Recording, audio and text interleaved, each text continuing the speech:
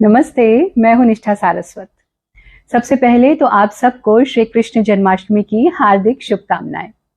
आज इतना प्यारा दिन है, हमारे प्यारे कान्हा का अवतरण दिवस है। तो आइए आज कान्हा की ही बातें करते हैं और कान्हा के ही प्रेम रस में खो जाते हैं। मुझसे लोग अक्सर पूछते हैं कि दीदी, आप तो महादेव की भक्त हैं, आप तो भगवान शिव को मानती हैं, तो आप तो शैव हुई, तो फिर आप भगवान कृष्ण की पूजा कैसे करती हैं और आप राधा जी को कैसे समझती हैं? जितने अच्छे से आप महादेव को समझती हैं, उतने ही अच्छे से आप कृष्ण को भी समझती हैं और समझाती हैं। इन दोनों बातों में विरोधाभास है। आप शैव हैं या वैष्णव? सच कहूं तो मैंने कभी इस बारे में सोचा ही नहीं, लेकिन जब ये प्रश्न मेरे सामने आया तो मैंने इस बारे में सोचा। आपको क्या लगता है कि अगर मैं महादेव की पूजा करूंगी तो कृष्ण मुझसे नाराज हो जाएंगे, या मैं कृष्ण का पूजन करूंगी तो महादेव मुझसे रूठ जाएंगे? आइए आज इन्हीं प्रश्नों का उत्तर खोजते हैं और भगवान कृष्ण के प्रेम रस में खो जाते हैं। आज कान्हा के जन्म से जुड़ी हुई एक कहानी से ही शुरुआत करते हैं। इस वीडियो को पूरा देखिएगा, क्योंकि दूसरी कहानी में मैं आपको ये बताऊंगी कि भगवान श्री कृष्ण को उनकी प्यारी मुरली किसने दी थी और उनको संगीत किसने सिखाया। और इन्हीं सब कहानियों में हमें हमारे प्रश्नों के उत्तर भी मिल जाएंगे। भगवान विष्णु और महादेव के प्रेम को हम सब जानते हैं। हम जानते हैं कि महादेव हमेशा भगवान विष्णु का ही ध्यान करते हैं और भगवान विष्णु हमेशा महादेव के ध्यान में ही खोए रहते हैं। रामचरितमानस में हम भगवान श्री राम और महादेव के प्रेम की गाथाएं सुन चुके हैं, लेकिन भगवान कृष्ण और महादेव के प्रेम के बारे में हमने बहुत ज्यादा नहीं सुना। लेकिन ये कहानियां भी बहुत सुंदर हैं।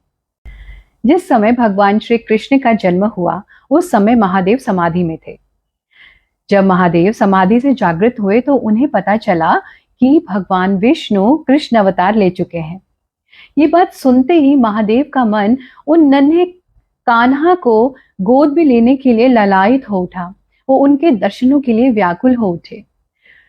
महादेव, जो स्वयं नाट्य के प्रणेता हैं, उन्होंने साधु का भेष बनाया और अपने गण श्रृंगी भृंगी को शिष्य का रूप दिया और उनके साथ अलख जगाते हुए नंदगांव की तरफ चले।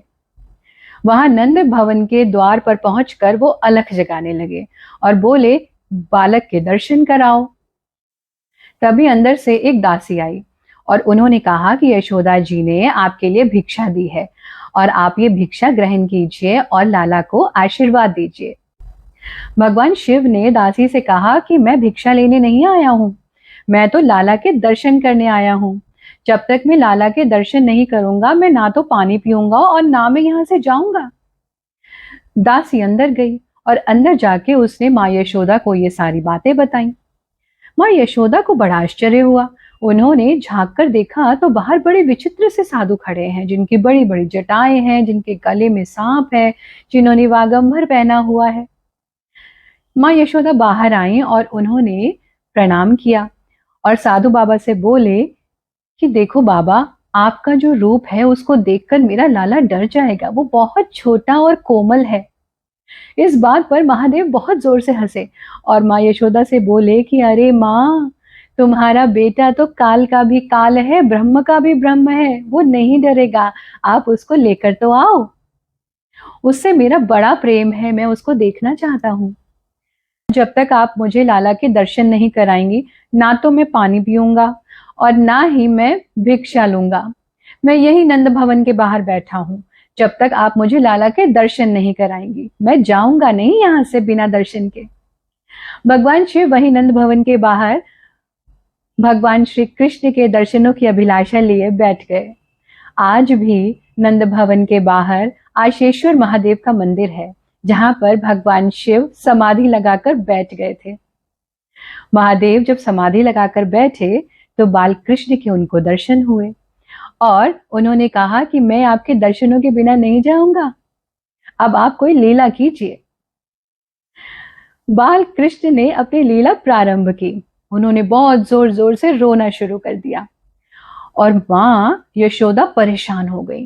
उन्होंने उनको दूध दिया, खिलौने दिए, झूला झुलाया, लेकिन लाला तो चुप होने का नाम ही नहीं ले रहा था। दासी बोली, जरूर वो जो बाहर बाबा आए हैं ना, उन्होंने बुरी नजर लगाई है, तभी लाला इतनी जोर जोर से रो रहा है। माँ यशोदा परेशान हो गई। उन्होंने शांडिल्य ऋषि को बुलवाया और उनसे कहा कि आप लाला की नजर उतारिए, बाहर जो बाबा बैठे हैं उन्होंने कोई मंत्र फेर दिया है, मेरा लाला तो चुप ही नहीं हो रहा। शांडिल्य ऋषि ने जब बाहर देखा तो वहां तो महादेव बैठे थे। वो सारी बात समझ गए। उन्होंने यशोदा माँ से कहा कि आप लाला को उनकी गोद में दे दीजिए, उनसे मिलवा दीजिए, लाला का तो उनसे जन्मों जन्मों का नाता है। माँ यशोदा को शांडिल्य ऋषि की बात समझ में आ गई। उन्होंने महादेव को आदर सहित अंदर बुलाया और भगवान कृष्ण का इतना सुंदर श्रृंगार किया, उनको पीतांबर पहनाया और उनको पालने में लिटाया। जैसे ही महादेव अंदर आए, लाला ने तो रोना बंद कर दिया, वो तो मुस्कुराने लगा। आज भी नंद भवन के अंदर नंदीश्वर महादेव हैं। आज भी वहां पूजन होता है। जब महादेव अंदर पहुंचे तो लाला तो चुप हो गए और यशोदा जी आश्चर्यचकित हो गई कि ये क्या हुआ। उन्होंने लाला को उठाया और महादेव की गोद में दिया और उनसे कहा कि महाराज, आप ऐसा कोई मंत्र बताइए कि मेरे लाला को कभी कोई नजर ना लगे। भगवान श्री कृष्ण की महादेव ने नजर उतारे और गोद में लेकर उनको नाचने लगे। पूरा नंदगांव उस समय शिवमय हो गया। मैं सोचती हूं कि वो पल कितना खूबसूरत रहा होगा। भोलेनाथ के गोद में जगन्नाथ, कितना सुंदर पल होगा। और जिन लोगों ने उस पल को देखा होगा, वो आत्माएं कितनी पवित्र और कितनी तपस्वी रही होंगी। वो पल कितने आनंद का होगा। महादेव ने श्री कृष्ण की स्तुति की और श्री कृष्ण भी महादेव को देख रहे हैं और मन ही मन मुस्कुराते हुए उनसे कह रहे हैं कि महादेव, आपसे प्रिय मुझे कोई नहीं, आप तो मेरे परम प्रिय हैं, आप मुझे मेरी आत्मा से भी अधिक प्रिय हैं। महादेव और भगवान श्री कृष्ण का प्रेम यही नहीं रुका। क्या आप जानते हैं कि भगवान श्री कृष्ण को परम प्रिय उनकी बांसुरी किसने दी थी और किसने उनको उसे बजाना सिखाया था? जी हाँ, आप बिल्कुल ठीक सोच रहे हैं। महादेव ने ही भगवान श्री कृष्ण को बांसुरी दी थी और संगीत का ज्ञान भी दिया था। भगवान श्री कृष्ण सिर्फ 6 दिन के थे जब पूतना उन्हें उठा कर ले गई। नन्हे से बालक थे। वो उस विष का काट कैसे करें, इस बारे में सोचने के लिए उन्होंने अपनी आंखें बंद की। आंखें बंद की तो ध्यान में पहुंचे, ध्यान में पहुंचे तो महादेव दिखे। उन्होंने महादेव से कहा कि हे महादेव, इस विष का काट मैं कैसे करूं? विष का काट करना तो सिर्फ आप ही जानते हैं, ये मंत्र तो आप ही जानते हैं, आप ही मृत्युंजय हैं। आज तक सिर्फ आपने ही मृत्यु पर विजय प्राप्त की है। आपने ही विष को सहन किया है और विष पीने के बाद भी आप जीवित हैं। आप ही मृत्युंजय हैं। आप ही मुझे बताइए कि मैं इस विष का काट कैसे करूं। आप मुझे इस विष का काट करने का मंत्र दीजिए। तब महादेव ने अपने कंठ से निकालकर एक वंशी में डालकर भगवान श्री कृष्ण को औषध मंत्र दिया। उस मंत्र के जाप के प्रभाव से पूतना की तो मृत्यु हुई, लेकिन भगवान श्री कृष्ण पर विष का कोई भी असर नहीं हुआ। विष का प्रभाव क्षीण हो गया। अगर आप वंशी के दोनों स्वरों को पलट देंगे तो शिवम ही बनता है। वंशी शिव ही है, शिव ही भगवान कृष्ण की वंशी है। पूतना वध के बाद जब बाल कृष्ण वहां अकेले थे, तब महादेव ने स्वयं आकर वो बांसुरी भगवान श्री कृष्ण को दी और उन्हें सुरों का ज्ञान भी दिया। अब थोड़ा गहराई से सोचेंगे तो पाएंगे कि राम अवतार तक भगवान विष्णु का संगीत को लेकर कोई भी प्रसंग सामने नहीं आता है। भगवान श्री कृष्ण ने उस बांसुरी को अपने हाथों में लिया और महादेव से कहा कि आज के बाद महादेव की तरह ही ये बांसुरी भी उन्हें बहुत प्यारी रहेगी, उनकी प्रिय रहेगी, उनके साथ रहेगी। ऐसा माना जाता है कि भगवान श्री कृष्ण बांसुरी महादेव के प्रेम में ही बजाते थे, इसीलिए उसमें उतना आकर्षण था कि जो भी कोई उसको सुनता था वो समाधिस्थ हो जाता था। भगवान श्री कृष्ण ने मथुरा जाने से पहले वो बांसुरी श्री राधा को दी, क्योंकि श्री राधा भगवान कृष्ण की आत्मा ही थी। भगवान श्री कृष्ण को क्योंकि कर्म क्षेत्र पर आगे काम करना था, इसलिए वो अपनी बांसुरी राधा जी को दे गए और राधा जी उस बांसुरी को बजाते हुए समाधिस्थ ही रहती थी। आज भी श्री कृष्ण के हर रूप में जहां उनकी पूजा की जाती है, बांसुरी हमेशा उनके साथ ही रहती है। ये कहानियां कितनी यथार्थ के धरातल पर हैं ये तो मुझे नहीं पता, लेकिन ये उन लोगों के लिए एक बहुत अच्छा उदाहरण हो सकती हैं जो शैव और वैष्णव के फेर में पड़े रहते हैं, जो ऐसा सोचते हैं कि अगर हमने अपने इष्ट देव को छोड़कर किसी और की पूजा की तो हमारे इष्ट देव हमसे नाराज हो जाएंगे, हमसे रुष्ट हो जाएंगे।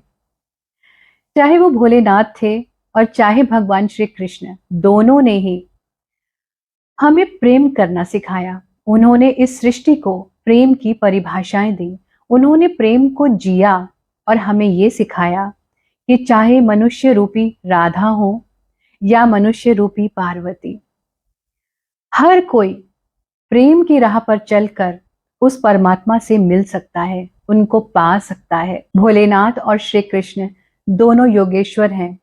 उन्होंने हमें यही सिखाया कि यदि कोई भी आत्मा परमात्मा में मिलना चाहती है, उनसे एक रूप होना चाहती है, तो उन्हें प्रेम को समझना होगा, प्रेम को जानना होगा, प्रेम को सीखना होगा, प्रेम को जीना होगा और स्वयं ही प्रेम हो जाना होगा।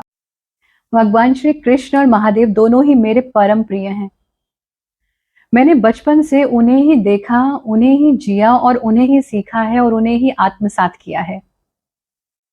तो मैं शैव भी हूं और वैष्णव भी, मैं शिव भी हूं, शिवा भी, कान्हा भी हूं और राधिका भी, क्योंकि मैं समझ गई हूं कि मैं प्रेम हूं और प्रेम ही कृष्ण है, प्रेम ही राधा है, शिव है, शिवा है, राम है, सीता है। क्योंकि जहां प्रेम होता है वहां ना अहंकार रहता है, ना घृणा, ना मोह, या यूं कहिए कि काम, क्रोध, मद, लोभ, मोह, मत्सर वहां टिक ही नहीं सकते। वहां तो सिर्फ आत्मा का परमात्मा से मिलन होता है, वहां योग होता है। तभी तो कहते हैं अहम ब्रह्मास्मि, शिवोहम शिवोहम। आप सबको एक बार फिर से श्री कृष्ण जन्मोत्सव की हार्दिक शुभकामनाएं। मेरी प्रभु से आज यही विनती है कि हर अंधेरे हृदय में आज ज्ञान और प्रेम रूपी कृष्ण का जन्म हो। राधे राधे, नमस्ते।